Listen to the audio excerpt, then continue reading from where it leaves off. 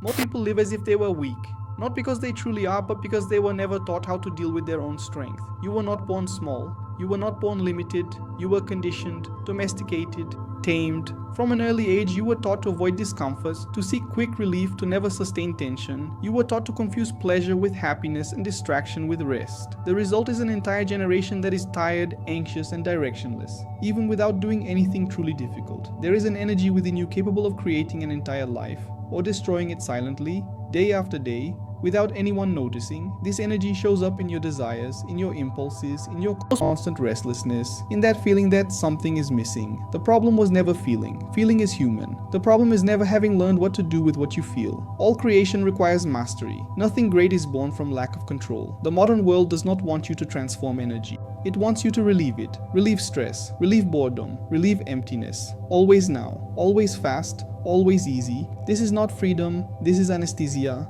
A body overstimulated and a mind without discipline build nothing lasting. They only react, they only consume, they only repeat. You are not tired because you work too much. You are tired because you waste energy. Energy does not disappear, it transforms. When it is not used to build something real, it is used to escape. When it is not channeled toward a purpose, it dissolves into compulsions, addictions, repetitive impulses, and empty cycles that repeat week after week. Be honest, how many days of your life feel like copies of one another? The human being does not live only in the body. He lives in the mind, in emotions, and in consciousness. Everything that exists physically first existed as thought, intention, or inner image. Nothing comes from nothing, nothing. If your external life is chaotic, confused, or stagnant, this is not bad luck. It is a reflection. External chaos is always a reflection of internal chaos. And here is a truth few people accept. Those who do not master their own impulses will always be dominated by something outside themselves. You can call it pleasure, instinct, desire, need, craving, or just one more time. In the end, the name does not matter. The result is always the same. A fragmented, weak mind that is extremely easy to manipulate.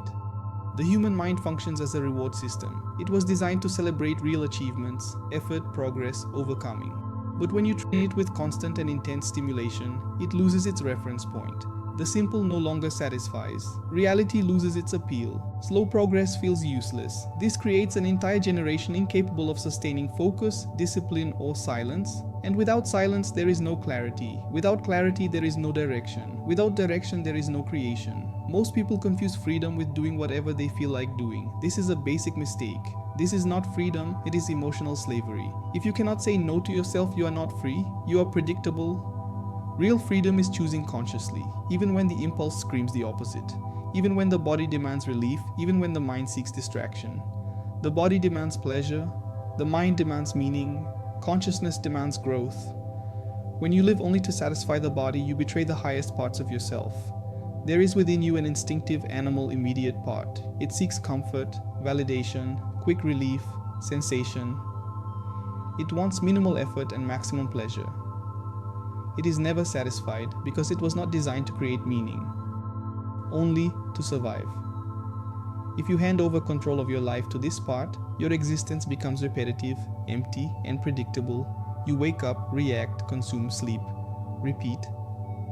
But there is also a higher part, a mind that observes, a consciousness that chooses, an intelligence that builds. This part does not scream, it does not beg. It waits for you to create enough silence to hear it. It only manifests when you learn to say no to impulse and yes to purpose, when you stop negotiating with everything that weakens you. Creating a life requires tension. It requires containing energy. It requires sustaining discomfort. It requires resisting easy relief. Nothing powerful is born from haste. Nothing deep is born from constant indulgence. If everything in your life needs to be easy for you to continue, you are not growing. You are settling. When you begin to discipline your impulses, something changes. Not magically, but inevitably. The mind organizes itself. Perception sharpens. Creativity increases. You begin to see possibilities where you once saw only distractions. This does not happen because you became better. It happens because you stopped sabotaging yourself. Attention is the most valuable resource you possess. More than money, more than time. Where you place your attention, your energy flows. Where your energy flows, your life takes shape. If your attention is constantly fragmented, your reality will be as well. The mind is an antenna. It receives what you feed it daily. Low thoughts generate low perceptions. Shallow stimuli generate shallow ideas. A polluted mind creates nothing clean. And here is a simple but uncomfortable question. How much of your day truly belongs to you? No screen, no distraction, no escape. If you cannot tolerate silence with your own thoughts, that is not normal. It is a sign of mental dependence. Creation requires integration. Action without imagination is brutality. Imagination without action is illusion. When will, emotion, focus, and discipline align, something is born, not only in the external world but within you. A quiet sense of power, a confidence that does not depend on approval, a presence that does not need to prove itself.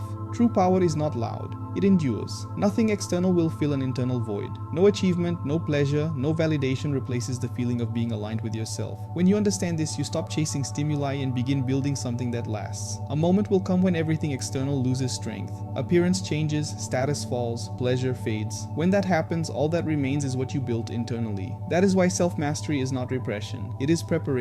Every impulse you master strengthens your mind. Every conscious choice builds your future. Every day lived on autopilot weakens your identity. You are not here merely to feel, you are here to create direction, to create meaning, to create a life that still makes sense when the noise fades. The final question is not what you want right now. It is who you are becoming through the choices you repeat. Because life does not reward momentary intensity, it rewards consistency. And consistency is born from one place only: mastery over yourself. You are not weak, you simply have not yet decided to be strong. And that decision does not happen tomorrow, it happens now.